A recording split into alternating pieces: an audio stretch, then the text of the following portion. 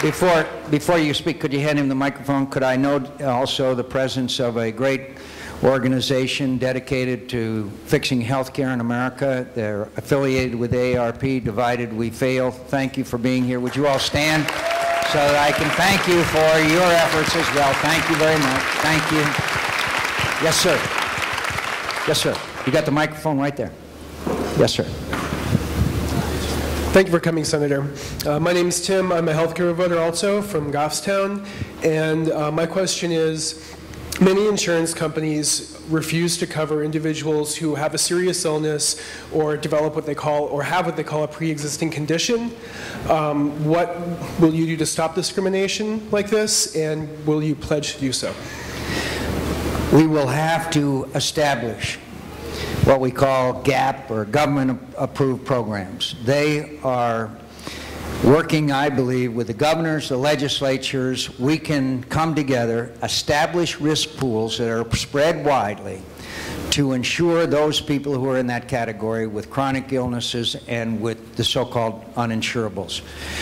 If we're going to keep health care viable in America, we have to understand, just as you said, that there are some people who simply cannot obtain insurance. So we, the federal government, are going to have to contribute, and the states contribute as well, and we're going to have to talk with all the governors and legislatures and maybe allow them to tailor some of the programs that are unique to their states and their challenges.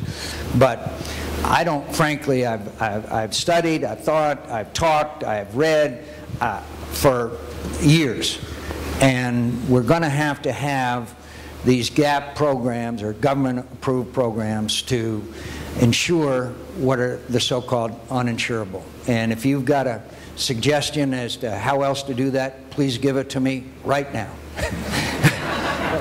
I'm not an expert on the system, but I am concerned about cancer survivors and people like that getting coverage that they can afford, because often the insurance companies will charge them $30,000 a year for the same coverage that other people have.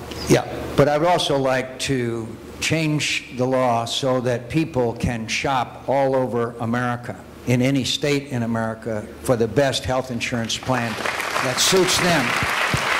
And I'd like to give every family in America a $5,000 refundable tax credit so they can go all over America and get the health insurance policy of their choice. As far as allowing competition over state lines, are you going to allow that to supersede state laws like Michelle's Law that we have here in New Hampshire that insist that insurance companies cover college students when they have a serious illness? We're going to have to work with the states, but I also want people to have the ability to go across state lines to obtain insurance. That doesn't mean I'm going to force certain regulations and rules on the states, but I do think that there may be insurance companies in some other states or areas of America who might be able to insure people, or them to obtain insurance policies. And also this creates a far greater atmosphere of competition amongst them as well. Healthcare is the elephant in the room, and I thank you for your questions and your comments. And if you have additional ones, please get them to me. Yes, ma'am.